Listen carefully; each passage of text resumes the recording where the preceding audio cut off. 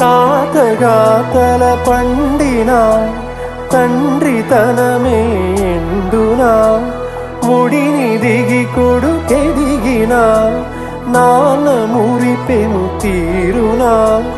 వయసు వాలిన సందెవాలున చేతి కందిన ప్రియవరం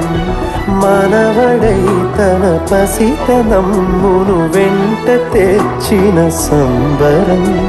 కొత్త ఊపిరి కాగా మనసు ఊయలలుగా తరతరముల పాటు ఇంకని వంశధారగా మారి కడలిని కలియని జీవనదిగా పారుతుంది కదా కంచికి చేరు కథగా ముగిసిపోదు కదా.